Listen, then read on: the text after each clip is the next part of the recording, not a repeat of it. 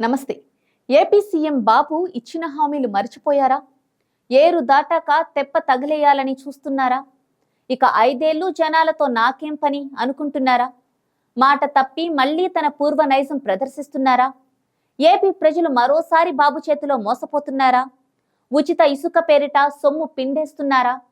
తల్లికి వందనం ఇంట్లో పిల్లలందరికీ కాదా, ఒక్కరికేనా? 4వ సారి ముఖ్యమంత్రిగా రికార్డు సృష్టించి నవ్యాంధ్రప్రదేశ్ పాలనా పగ్గాలు పట్టుకొని నెల రోజుల పాలన పూర్తి చేసుకున్న నారా చంద్రబాబు నాయుడు గారు అసలు రూపాన్ని ప్రజలకు చూపించబోతున్నారా? ఎన్నికల సమయంలో కురిపించిన వాగ్దానాల వర్షం గురించి మరచిపోయారా అని ప్రజలు మనసులో అనుకుంటున్నారు. మాజీ ముఖ్యమంత్రి జగన్మోహన్ రెడ్డి అమలు చేసిన నవరత్నాలకు మించి సంక్షేమ పథకాలు అమలు చేస్తానని ఎన్నికల ప్రచారంలో ఊదరగొట్టిన బాబు మెల్లమెల్లగా ఒక్కొక్క హామీని నీరుగార్చే పనిలో పడ్డారా అని రాజకీయ విమర్శకులు అంటున్నారు. తాజాగా ఉచిత ఇసుక, తల్లికి వందనం పథకాల విషయం గమనిస్తే పై విమర్శలు నిజమేనేమో అని అందరిలో అనుమానాలు తలెత్తుతున్నాయి. మరి బాబు రానున్న కాలంలో మరికొన్ని హామీలకు ఇదే గతి పట్టిస్తారా? ఎందుకంటే ఎన్నికల సమయంలో రాష్ట్రం సంక్షోభంలో కూరుకుపోయింది. కేవలం తనలాంటి అనుభవం ఉన్నవారు ముఖ్యమంత్రి అయితే తప్ప ఏపీకి పురోగతి లేదని బీరాలు పలికిన బాబు పాలనలోకి వచ్చాక రాష్ట్రంలో ఆర్థిక విధ్వంసం జరిగిందని, మళ్లీ గాడిలో పడటానికి చాలా సమయం పడుతుందని సన్నాయి నొక్కులు నొక్కారు. మొన్నటి సార్వత్రిక ఎన్నికల్లో ఆంధ్రప్రదేశ్ అసెంబ్లీ ఎన్నికలు ప్రపంచ దృష్టిని ఆకట్టుకున్నాయి.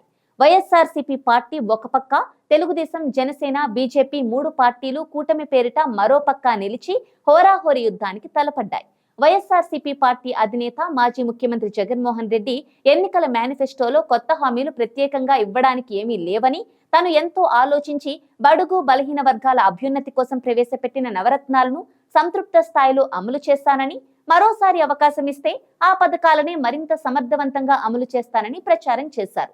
5 ఏళ్ల పాటు ప్రజలకు ప్రత్యక్షంగా పథకాల పేరిట చేకూర్చిన లబ్ధి తనను కాపాడి తీరుతుందని మనసారా నమ్మారు. ఆ రీతిగానే ప్రచారం చేశారు కూడా.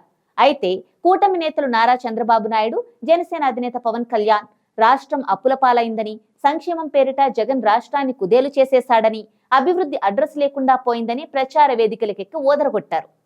అంతేకాదు బాబు మరో అడుగు ముందుకు వేసి తనకు సంపద సృష్టించడం తెలుసని, ఈ రాష్ట్రాన్ని ప్రగతి పథాన దూసుకువెళ్లేలా చేస్తానని చెబుతూనే మరోపక్క జగన్ పథకాలు మించిన సంక్షేమ పథకాల తాయిలాలు ప్రకటించేశారు.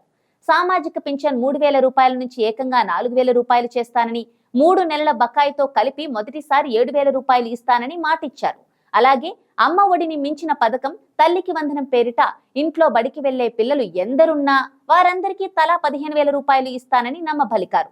మద్యం ధరలు అదుపులోకి తెచ్చి పాత బ్రాండ్లను పునరుద్ధరిస్తానని మందు ప్రియులను లోపరుచుకున్నారు. ప్రజలు బాబు మాటలకే పడిపోయారో, జగన్ పాలన అంతగా నచ్చలేదో, కారణాలేవైనా సరే ప్రభంజనంలా పోటెత్తి చంద్రబాబుకు అత్యధిక సీట్లు ఇచ్చారు. అలాగే జనసేన 21 స్థానాల్లో పోటీ చేస్తే 21 స్థానాల్లో గెలిపించి 100% స్ట్రైకింగ్ రేట్ ఇచ్చారు. ఇంతగా బాబుకు జనం నీరాజనం ఎత్తితే మరి బాబు చేస్తున్న నిర్వాకం ఏంటి అనేదే ఇప్పుడు అందరి మనసులో మెదులుతున్న ప్రశ్న. గత జగన్ ప్రభుత్వంలో ఇసుకాసురులు ఇసుకను ఇష్టారాజ్యంగా దోచేశారని, అనుమతులకు మించి తవ్వేశారని ఘాటుగా విమర్శలు చేసిన కూటమి పక్షం నేతలు అధికారంలోకి వచ్చాక అందరికీ ఉచిత ఇసుక, ఇది మా విధానం అని గొప్పగా ప్రకటించుకున్నారు. అయితే బాబు, పవన్ చెప్పినంత గొప్పగా వాస్తవ పరిస్థితులు లేవని తాజా ఘటనలను చూస్తే తెలుస్తోంది. టన్ను ఇసుక అధికారులు 335 రూపాయలు ప్రకారం దగ్గరుండి మరీ విక్రయిస్తున్నారు. ఇదేంటి ఉచితం అన్నారు కదా అంటే, ఏముంది నామమాత్రం ధరే కదా అని సరిపెడుతున్నారు. 4 టన్నుల ట్రాక్టర్ ఇసుక 1,340 రూపాయలు చెల్లించాలి. ఇక టిప్పర్ ఇసుకకు ఏకంగా 6,030 రూపాయలు ఇవ్వాల్సి వస్తోంది. ఇంతటితో ఆగిపోలేదు.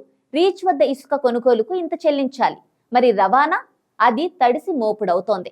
ఉదాహరణకు కర్నూలు, నంద్యాల జిల్లాల భవన నిర్మాణదారులకు మారుమూలలోని మంత్రాలయం నియోజకవర్గం కౌతాలం మండలంలోని గుడికంబాల రీచ్ లో మాత్రమే ఇసుక విక్రయిస్తున్నారు. ఇక్కడ దాదాపు 29,000 టన్నుల ఇసుక నిల్వలున్నాయి. నందికొట్కూరు, శ్రీశైలం నియోజకవర్గాల దాకా ఇసుకను తరలించాలంటే రవాణా ఛార్జీలతో కలుపుకొని టిప్పర్ ఇసుక తరలింపునకు దాదాపు 35,000 రూపాయల దాకా ఖర్చు అవుతోంది. సందట్లో సడేమియా అన్నట్లు వాహనదారులు ఇసుక రవాణా ఛార్జీలను 10% పెంచే ఆలోచనలో ఉన్నట్లు వార్తలందుతున్నాయి. మరి ఇంత ఖర్చు పెట్టేస్తే ఉచితం అంటూ ఎందుకు వదలగొడుతున్నారు మహాప్రభో అంటూ నిర్మాణదారులు లబోదిబోం అంటున్నారు. బాబు నైజాన్ని చాటి చెప్పే మరో పథకం తల్లికి వందనం. గత ప్రభుత్వం అమ్మఒడి పేరిట ఇంట్లో చదువుకునే పిల్లల్లో ఒకరికి ఏటా 15,000 రూపాయల చొప్పున తల్లి బ్యాంకు ఖాతాలో నేరుగా జమ చేసేవారు. సరే, బడి నిర్వహణ ఛార్జీల పేరిట 2,000 రూపాయలు మినహాయించేవారు. ఎన్నికల సమయంలో బాబు ఇంట్లో ఒక్కరికే ఎందుకు ఇవ్వాలి? మిగిలిన పిల్లలు చదువుకోరాదా? మా కూటమి అధికారంలోకి వస్తే మేమింట్లో చదివే ప్రతి పిల్లవాడికి 15,000 రూపాయలు తల్లికి వందనం పేరిట ఇస్తామని మాటిచ్చేశారు. ప్రజలు ఈ మాటలు నమ్మారు. సరే, బాబు జమానా వస్తే ఇంట్లో పిల్లలందరికీ సొమ్ము వచ్చి పడుతుంది కదా అని సంబరపడ్డారు. తీరా అధికారంలోకి వచ్చాక మొన్నటికి మొన్న అర్ధరాత్రి విడుదల చేసిన జీవోలో చీకటి కోణం బట్టబయలైంది. తల్లికి వందనం పేరిట తల్లికి 15,000 రూపాయలు అని స్పష్టం చేశారు. మరి మిగిలిన పిల్లల మాటేంటని తల్లులు అడుగుతున్నారు. అప్పట్లో ఎన్నికల ప్రచారానికి నంద్యాలకు వచ్చిన లోకేష్ ఒక బిడ్డ బడికి వెళితే 15,000, ఇద్దరు వెళితే 30,000, ముగ్గురు వెళితే 45,000 రూపాయలు ఇస్తామని మాటిచ్చారు. మరి ఇప్పుడు ఇలా ఇస్తున్నారేంటి అని ప్రజలు గుసగుసలకు పోతున్నారు. పాలన ప్రారంభించి నెల రోజులు గడుస్తున్నా నిర్మాణాత్మక దిశగా అడుగులు పడుతున్నాయా అంటే సందేహమని అంటున్నారు. అక్రమ నిర్మాణాల పేరిట వైఎస్ఆర్సీపీ పార్టీ భవనాలు పడగొట్టి తొలి అప్రతిష్ట మూటగట్టుకున్నారు. ఇక వైఎస్ఆర్సీపీ నేతలపై పాతవి తవ్వి కేసులు నమోదు పేరిట విధించే పనిలో పడ్డారు. సీఎం బాబు ఏ మాత్రం అవకాశం దొరికినా జగన్మోహన్ రెడ్డి పాలనపై విరుచుకు పడటానికే ప్రాధాన్యతనిస్తున్నారన్న విమర్శలు వినిపిస్తున్నాయి. మహిళలకు ఆర్టీసీలో ఉచిత బస్సు ప్రయాణం అన్నారు. మెగా డిఎస్సీ పేరిట వేలల్లో ఉద్యోగాలకు నోటిఫికేషన్ అన్నారు. పోలవరాన్ని మళ్లీ ఏపీ వరంగా మారుస్తామన్నారు. అమరావతి పునర్నిర్మాణ ప్రక్రియ ప్రారంభమైందంటున్నారు. మరోవైపు ఖజానా ఖాళీ అయిందంటున్నారు. ఈ వైరుధ్యాలతో విభిన్న వాదనలతోనే కాలం వెళ్లబుచ్చుతారా? లేదా బాబు గారు నేను మారాను, నాలో మారిన మనిషిని చూస్తారు, నా పాలనలో కొత్తదనాన్ని చూస్తారు అని అంటున్నట్లుగా తమ కొత్త మార్కు పాలన చూపిస్తారా? ఇప్పటికి ప్రజలు మాత్రం బాబు ఇదేనా మీ మార్కు పాలన అని ఘాటుగా విమర్శిస్తున్నారు.